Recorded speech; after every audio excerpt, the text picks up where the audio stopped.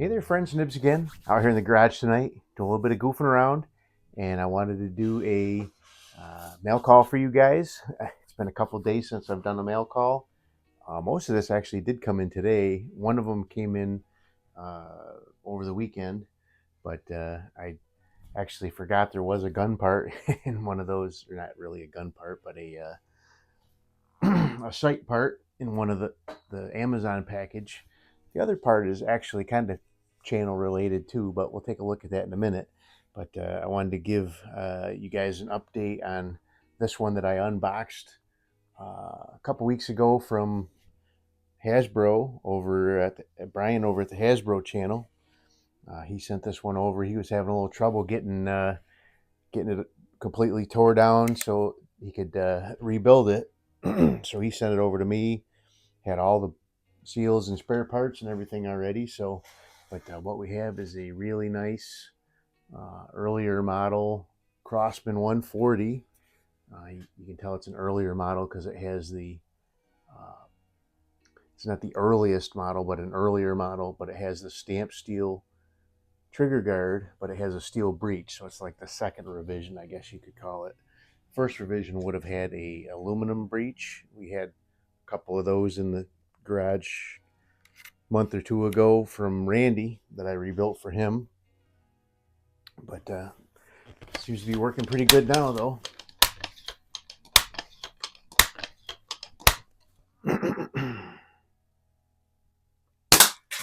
Oh, knocked my can down. I'll have to fix that before we continue on. Let's do one more shot with it. Maybe I'll put up a fresh can for the rest of the video.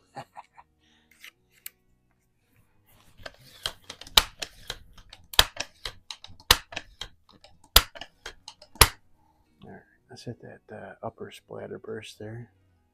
There we go. So anyway, that'll be coming back to you soon there, Brian, Hasbro. And if I don't, oh, I thought it was a gun falling. It was a box of goodies falling off the bench here. All right, let me hang up a new can so we can continue with the video. Stand by. Alrighty, I am back. The can was all shot to shooting already anyway. So anyway, let's. So this one is the Amazon package. Probably the least.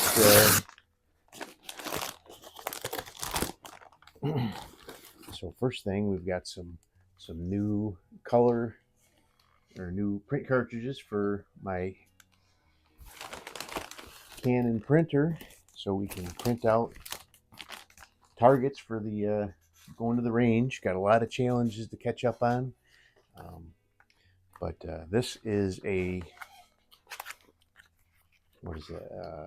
RMSC to Picatinny mounting base. So I recently received a sight from O-Sight that was an RMSC, and in order to, that one did not come with any kind of extra mounting plates, or at least not a mount that I could mount using a Picatinny type mount. So I had to borrow the RMSC mount from this really nice little go-tar that I've had for a while now. So we're going to go ahead and mount this one on there, or maybe I really don't want to mess with the mount on the other one because it's all zeroed in on my I think it's on my Crossman 1701P. So we'll just put this on that go-tar and get that up and running. But it comes with all, this is a Monstrum piece from Amazon. Really, really inexpensive. So, all right. So next, we have a couple of really neat collector's knives. Got the this one here. I really scour eBay and really look for some good deals. So this is the Ozark Trail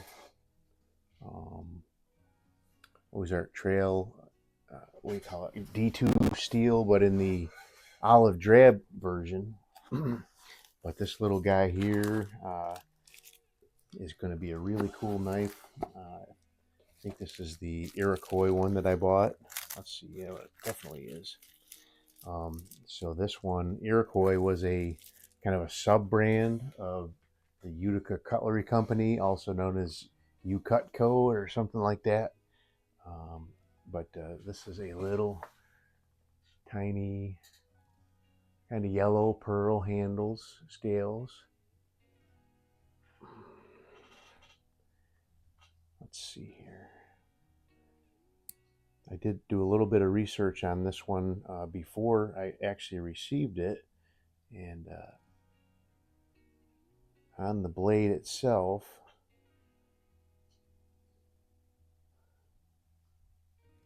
I'll put a picture. I had actually seen the pictures of what the guy had posted up selling it. It says Iroquois and then Utica, New York, and then it has a 31 stamped on there. And I did some research in Utica and Iroquois branded knives. A lot of them had numbers stamped on them, but it doesn't seem like those are model numbers.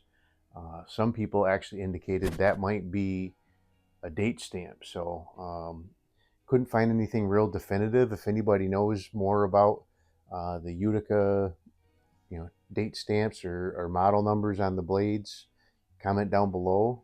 I'd really appreciate any information. But this one is in really good shape. Got decent snap on that one. Let's see about this one.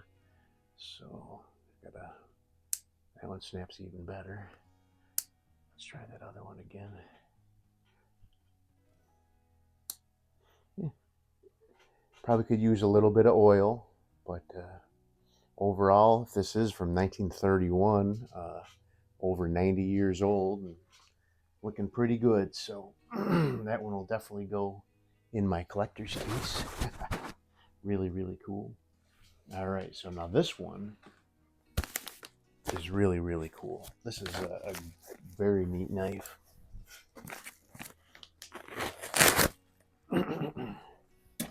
Yeah, get her out before I talk more about it.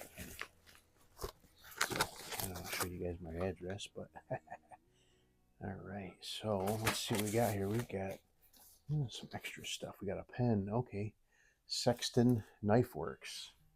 Sexton Knife Works. That's where I got this off of eBay. Very nice.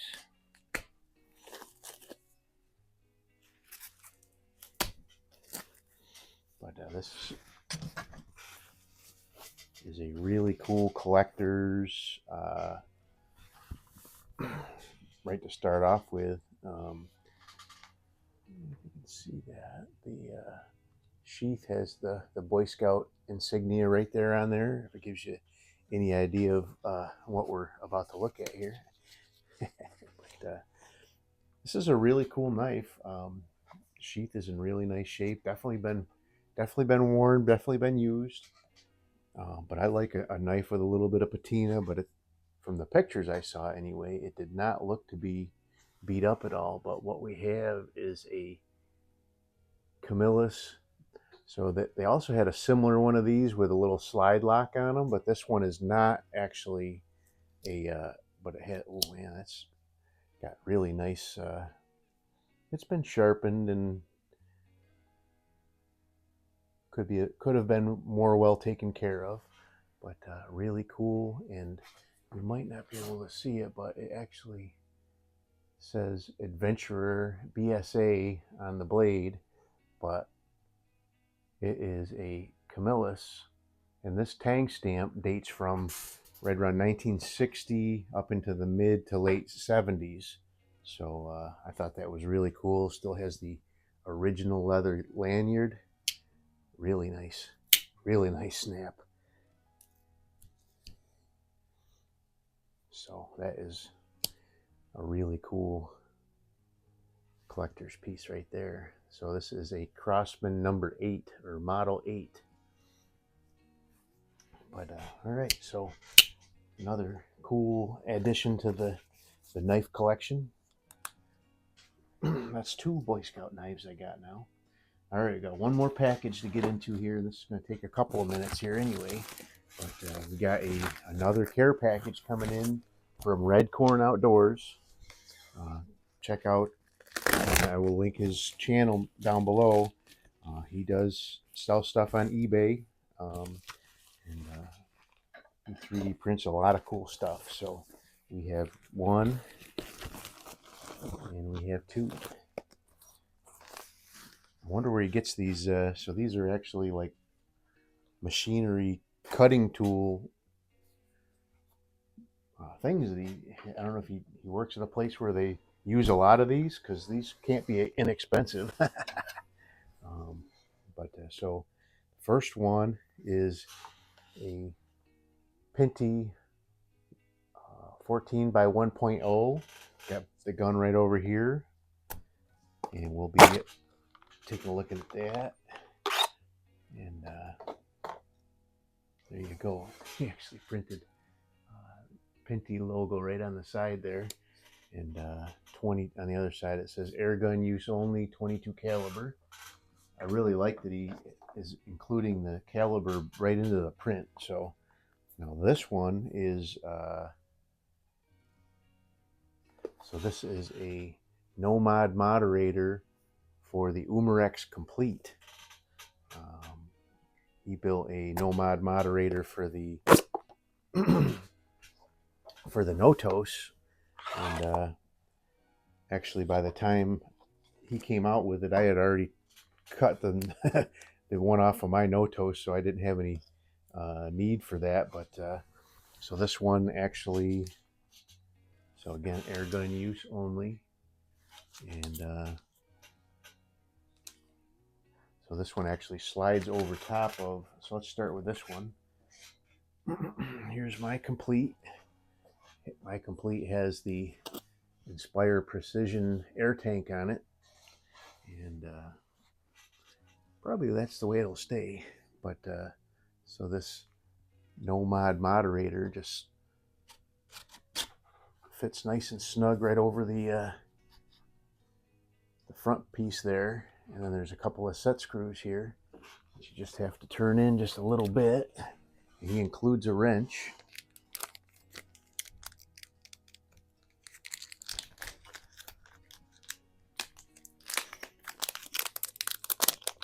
Now this gun wasn't too loud, but if I was shooting it in my backyard, a little bit of help would help out a lot. So don't have to turn them in too much. Just gotta, basically there's grooves on this Complete front plastic piece here, and you just got to get them into that plastic a little bit.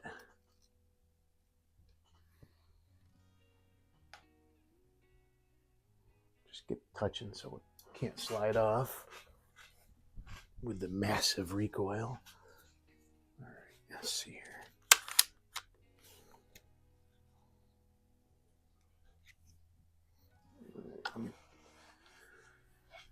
Put a pellet or two in here.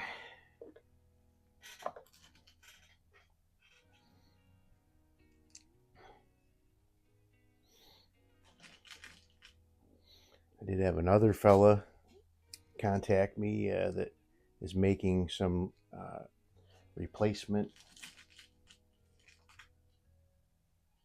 magazines for the Complete as well. And so these Complete, the hole where the pellet goes in is way too big. And you gotta keep your finger on there until you release it or turn it to the next one, or else the pellet will fall through. At least on mine, I don't know. It looks like it could almost be a 25 caliber, like this inside insert part. But let's go ahead and see how this does. Yeah, not bad. Like I said, it wasn't terribly barky before, but I can definitely tell that there is a difference. So, and I have this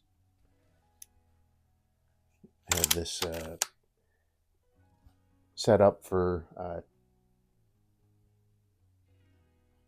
25 yards, so it's hitting a little low. Pretty cool. Yeah, that's nice. That's really nice. Angel's really doing some thinking outside the box there with what he's building. So now let's get the other one. And so he had sent me one already that he thought was an M14, but it ended up being an M16 by 1.0. And I'm not going to show you putting this on because I'll never get monetized. There we go. Screwing right on nicely. The other one, I did find an actual thread reducer that went from 16.0 to M14, but I'm not sure that that really lined up very well. Now here's a little trick for you guys though. The Pinty mag is actually will fit in the Komplete and vice versa. So if you have both and want a magazine that actually works better in the Komplete, take your Pinty mags and put them over into the Komplete if you want to shoot over there, because these are exactly the same housing. You can tell just by looking at them. They're exactly the same housing, but the centerpiece is different, and the pellets don't fall through. All right, let's take a couple quick little pops with this guy, and then we'll close it off. Ooh, I am on way too high a power here.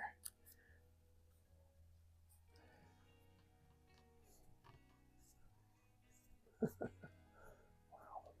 All right, that'll be better. Oh yeah, much better. I couldn't even. Wow, that really makes a huge difference.